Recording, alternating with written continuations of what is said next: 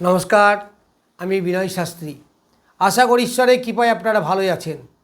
আজকে আমার ভিডিওর আলোচ্য বিষয় ধনু রাশি বা লগ্নের জাতক জাতিকাদের আগস্ট 2026 কেমন যাবে। এর আগে আমি একটা অনুরোধ করব, আমার চ্যানেলটাকে আপনারা সাবস্ক্রাইব করুন, লাইক কমেন্ট শেয়ার করুন। আপনাদের যেগুলো জানার দরকার আপনারা কমেন্ট বক্সে লিখুন, যতটা সম্ভব নিশ্চয়ই উত্তর দেব। যাই হোক, এই ধনু রাশি বা লগ্নের 1 তারিখের গ্রহ সন্নিবেশ, আগস্ট মাসের 1 তারিখের গ্রহ সন্নিবেশ।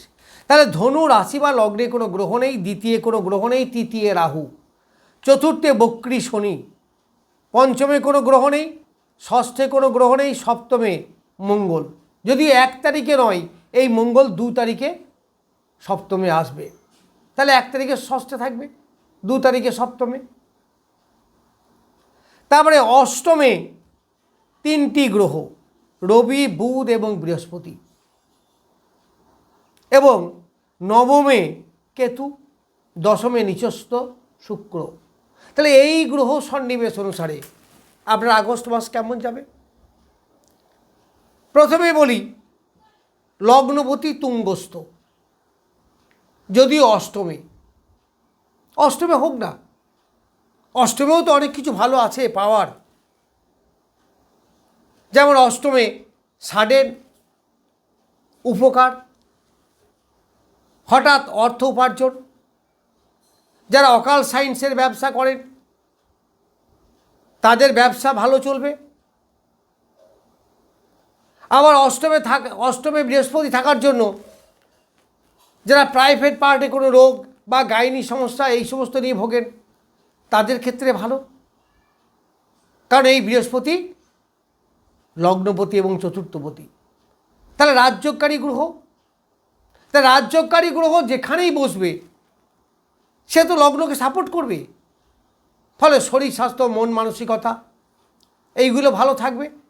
আবার এই রাজযোগকারী গ্রহ তুঙ্গ অবস্থায় আছে, এটাও খুব ভালো। এখানে আরেকটা বড় কথা, যে নবমপতি এবং লগ্নপতির যোগ, তার মানে রবি এবং বৃহস্পতির গুরু আদিত্য যোগ। যে গুরু আদিত্য যোগ আপনাকে প্রচুর প্রচুর ডেভেলপমেন্ট দেবে। কি দেবে? প্রথম কথা হচ্ছে মান, যশ, খ্যাতি, প্রতিপত্তি বৃদ্ধি, কর্মে ডেভেলপমেন্ট, কর্মে প্রমোশন, অর্থগতভাবে প্রচুর ডেভেলপমেন্ট, আয় বৃদ্ধি, এইগুলো আপনারা পাবেন। আবার অনেকেই উত্তরাধিকারী সূত্রে ধন প্রাপ্তির যোগ তাহলে পেতে পারেন।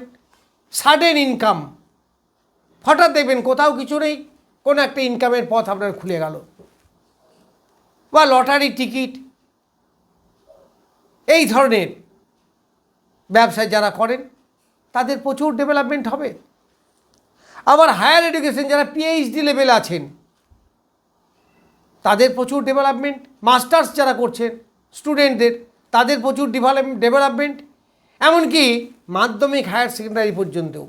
কারণ মাধ্যমিক হায়ার সেকেন্ডারি এই বৃহস্পতি বিদ্যা কন্ট্রোল করে। তাহলে চতুর্থপতি বৃহস্পতি যদি তুঙ্গ অবস্থায় থাকে তাহলে ডেভেলপমেন্ট হবেই, অবশ্যই হবে। গুরুজনদের সঙ্গে সুসম্পর্ক বৃদ্ধি, এইগুলো পাবেন।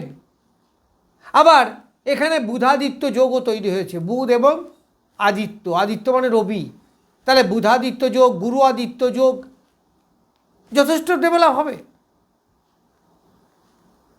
এখান থেকে বুদ্ধি, ব্রেন, পড়াশোনার প্রতি অ্যাটেনশন বৃদ্ধি, এইগুলো সব আপনার হবে। যারা ব্যবসা করেন ব্যবসার মাধ্যমে প্রচুর আয় উপার্জন হবে। তবে পিতার সঙ্গে কিছুটা মতভেদ হলেও হতে পারে, কারণ জায়গাটা তো অষ্টম। পিতা যাদের বাইরে থাকেন তাদের পক্ষে ভালো, পিতার সঙ্গে সুসম্পর্ক বৃদ্ধি, পিতার আয় উপার্জন বৃদ্ধি। যারা বাইরে কর্ম করেন জন্মভূমি থেকে দূরে তাদের কিন্তু বেশ ভালো। আবার নবমে কেতু, এই নবমে কেতু আপনাকে কি দেবে? ধর্মের প্রতি আস্থা বৃদ্ধি, পিতার গুপ্ত সঞ্চয়, এইগুলো হতে পারে। এই নবম স্থানে থেকে যারা সাময়িক কালের জন্য বিদেশ ভ্রমণ করতে চাইছেন তাদের ভালো, তবে সেটা কিন্তু খুব সহজ হবে না, একটু লিটিগেশন সমস্যা এইগুলো থাকবে। দশমে শুক্র, এই শুক্র ষষ্ঠপতি,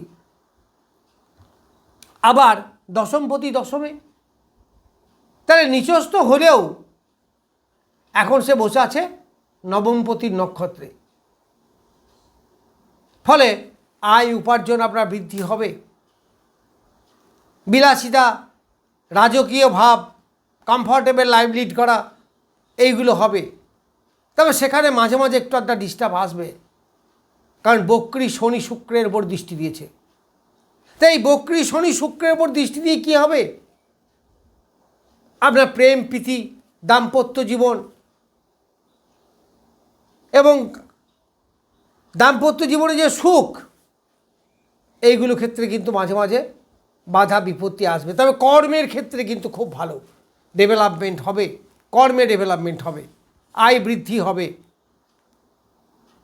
যারা বাইরে আছেন তাদেরও ভালো, এইগুলো কিন্তু হবে। যারা বাড়ি ঘর ক্রয় করতে চাইছেন হবে, তবে একটু কাগজপত্র দেখে নেবেন, একটু বাধা বিপত্তি হতে পারে। মাতৃদেবীর শরীর স্বাস্থ্য একটু ডিস্টার্ব করবে,